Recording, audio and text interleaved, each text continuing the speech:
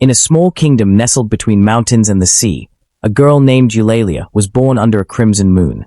The elders whispered that such a birth was both a blessing and a curse, for the gods marked her for greatness or ruin.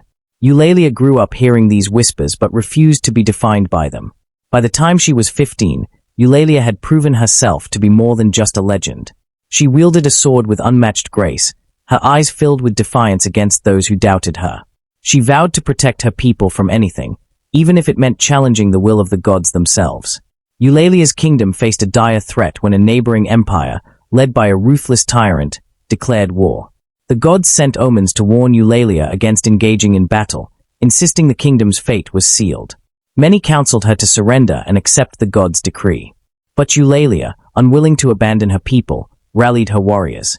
"If the gods have abandoned us, we will fight without them," she declared, igniting hope in the hearts of her soldiers. They marched to war, knowing their queen stood firm by their side. Despite the gods' warnings, Eulalia's army crushed the invaders in their first battle. Her tactical brilliance and unmatched skill turned the tide, and the kingdom rejoiced. Eulalia began to believe that perhaps mortal strength could rival divine will. The gods, angered by her defiance, sent storms to flood the fields and plague her lands. They wanted to show her that victory against mortals didn't mean she could escape their wrath. One evening, as Eulalia rested in her war tent, a cloaked figure appeared, radiating otherworldly light. It was Mythical,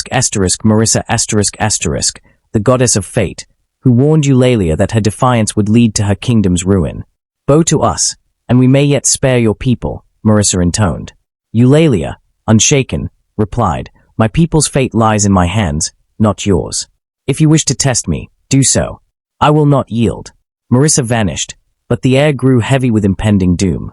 The next day, a fiery rain descended upon Eulalia's kingdom, destroying crops and homes. Her advisors begged her to seek the gods' forgiveness, but Eulalia refused. "We will rebuild with our hands, not prayers," she said, leading her people in restoring their land. Though the curse brought suffering, Eulalia's resilience inspired her people to work harder than ever. They began to see their queen not as a victim of the gods, but as a beacon of their own strength. As Eulalia's kingdom began to recover, neighboring rulers accused her of bringing divine wrath upon the entire region. Alliances crumbled, and her kingdom faced isolation. The gods' manipulation turned even her friends into enemies.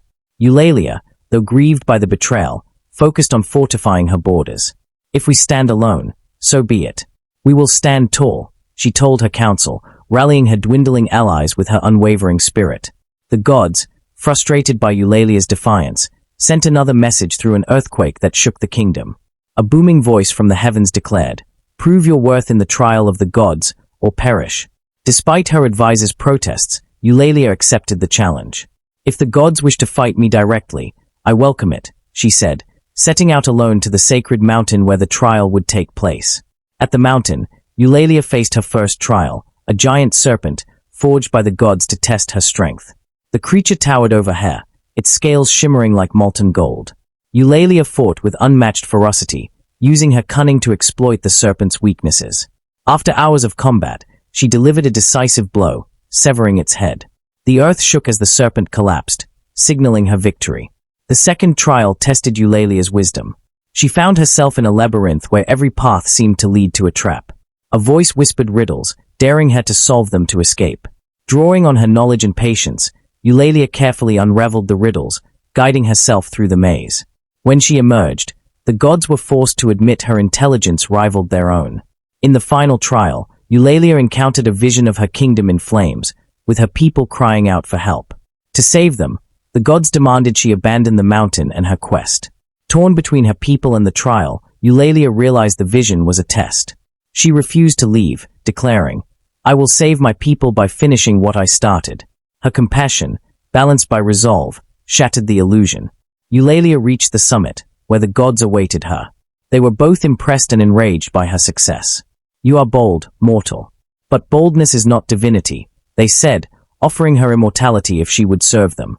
Eulalia declined. "I do not seek to rule alongside you.